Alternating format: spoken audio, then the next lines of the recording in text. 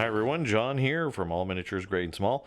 Today we're going to be doing another unit overview, and we're going to continue our look at the new German Bulge book, which is very exciting. We've been looking forward to this book for a while.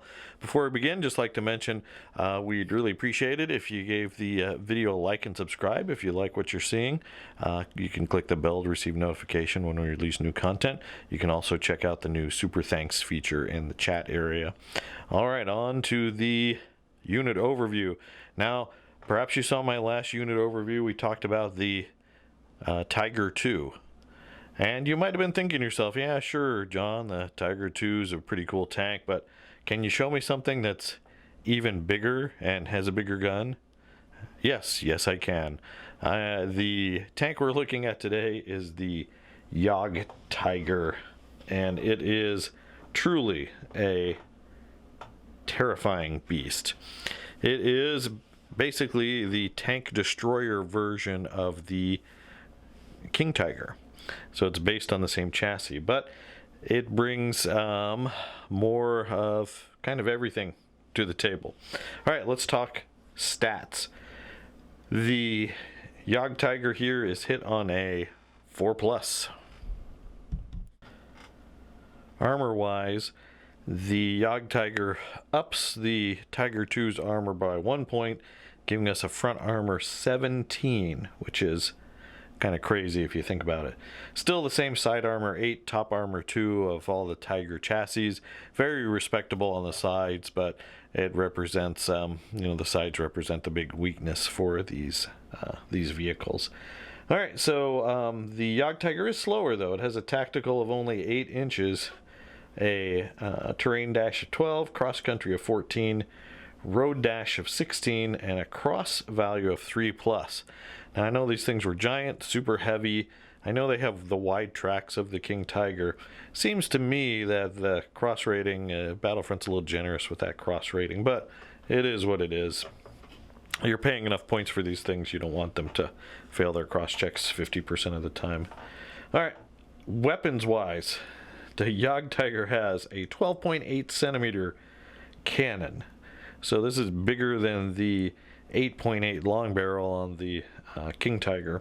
48-inch range, halted rate of fire of 2, moving rate of fire of 1, anti-tank 18, 2+ firepower, with the brutal, forward firing, and slow firing special rules. Now the first two, the first special rule, brutal, is good. That can have your targets re-rolling their successful saves, I believe. I think that might just be for infantry and gun teams, not tanks, but I could be wrong. And then forward firing is a limitation for all of these tank destroyers that have like a hull-mounted gun, from the Stug on up. And slow firing, that's going to be a big penalty for these fellas. Slow firing means if you move, it's +1 to hit.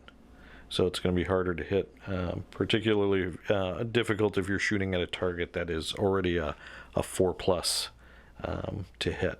It's going to make that hard. Jagdtigers do have some machine guns. They have 3 machine guns shots, whether they're halted or moving, 1 less than the Tiger 2. So they do have some anti-infantry capability, but really not a lot, not enough typically to stop a charge unless you've got a bunch of supporting units. Okay, let's talk about the soft stats. Motivation, we've got a 4+. So, if that's a 50-50 motivation, not the greatest. Self-propelled counterattack rating of 5+. All of these hull-mounted gun tank destroyers like this suffer a worse counterattack rating against infantry and gun teams. They're just not meant to assault infantry like a battle tank is. It does have a Third Reich last stand of 3+, so even with the 4+ confident motivation, if they're at a platoon check, they're passing on a 3+, which is nice. They have a skill veteran of 3+, so they are going to be able to do their blitz or scoot and shoot on a 3+, which is very important for Germans. Although they do have a skill assault rating of 4+, so a little bit worse again because of the self-propelled gun special rule, they're not quite as good at squishing infantry and gun teams under their tracks as the Tiger II would be. So that's the stats for the Jagdtiger, and really a beast. How can you field this? Well, the German Bulge book has a dedicated Jagdtiger tank hunter company. So this formation is basically an HQ of Jagdtigers, one required Jagdtiger platoon, and then the second required platoon has either Jagdtiger Panzer IVs or Stugs in it. So it's giving us a little bit cheaper options to go along with the Jagdtiger, as opposed to like the King Tiger, which those formations, the other options were either other Tigers or Panthers, if I remember correctly.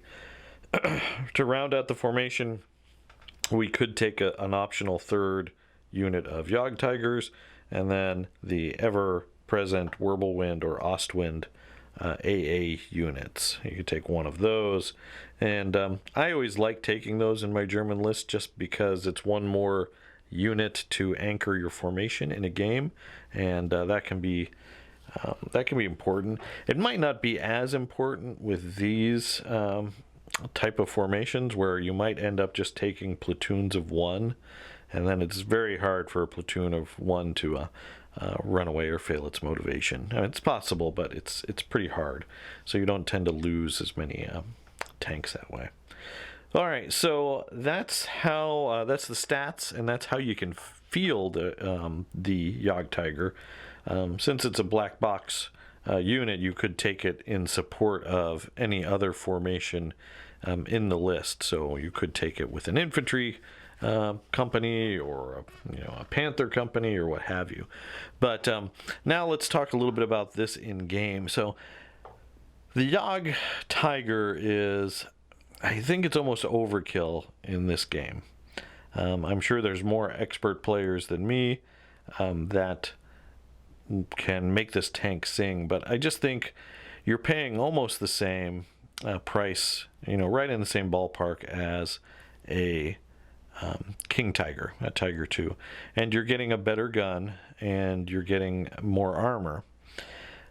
But honestly, at the levels that the King Tiger is already, the one extra armor and the extra AT on the gun really aren't needed against most targets. When you're fighting allies, front armor 6 and 7 is very common. That's the majority of what you're going to be firing at.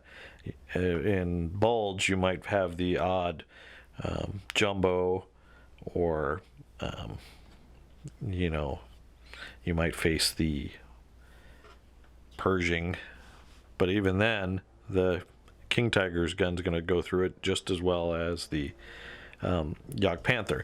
So your trade-off is, do you want a AT-16 3+ firepower gun, or an AT-18 2+ firepower gun, but with the penalty of slow firing?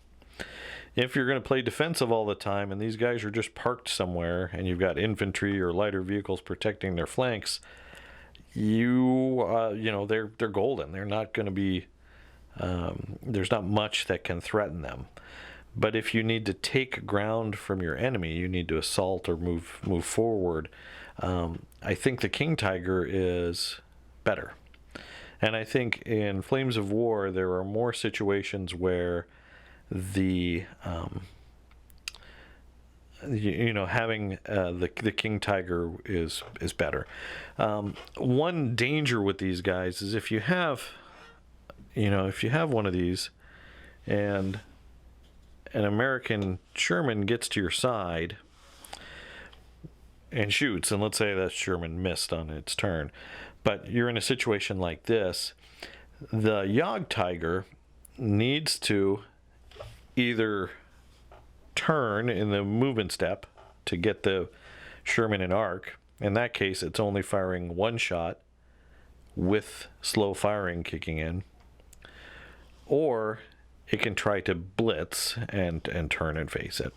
The problem with the failed blitz is you fail your blitz, then you still have to turn, and now you're going to have slow firing plus your failed blitz modifiers, really making it hard to hit that Sherman tank.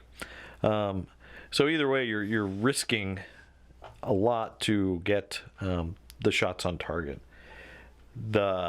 You put a Jadgtiger in that same scenario, it can stay put and just turn its turret in the shooting step and blaze away at full rate of fire with no penalty.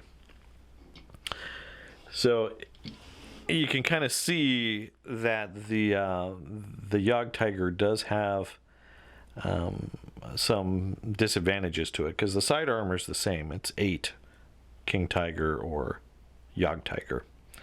So, you know, that's going to be up to you. Now, one reason to take it, and why I think we have, between Jake and I, we have, I think these are Jake's models. I think we have like 3 or 4 of these. The reason why we have that many is we think it looks cool. And, you know, we tend to play by the rule of cool, that, you know, these are really the ultimate German armored fighting vehicle in this book. They don't come bigger, nastier, scarier than this. And sometimes that can be fun to play with, even if it's not the best thing to use in the game. And if that's the case, you know, more power to you. I will probably be playing with these at some point because I have the models. I think they look cool, and that'd be pretty awesome. You know, another thought too is maybe Tigers like this would perform better against Soviets. Soviet lists tend to have, on average, better armor if they're taking like IS-2s or the big ISU 122s and 152s. You know, maybe a gun like this or a vehicle like this would be better up against that matchup. But against the Bulge Americans, which can bring a whole lot of Shermans, fast-moving Shermans with stabilizer, I think these guys are at a disadvantage. All right, there you go, guys. You listened to my rant and my talking, and I really appreciate you sticking to the end, those of you that did. Again, please do consider giving the channel a like and subscribe. Keeping the channel going, supporting the channel lets us do this more often and get the content that you guys like. Also, again, if you do like our Flames of War content, check out our Patreon, where we post our Flames of War battle reports exclusive to Patreon. Every month we get to put out a new battle report. It's pretty cool, and we got a whole backlog of battle reports for people to enjoy. All right, guys, I hope you enjoyed this. Let me know down in the comments below what you think of the Jadgtiger versus Tiger 2 matchup. Love to hear what you guys think. If you think along similar lines of me, or if you think I'm totally wrong, I'd love to hear from you guys. Thanks, and as always, keep on gaming.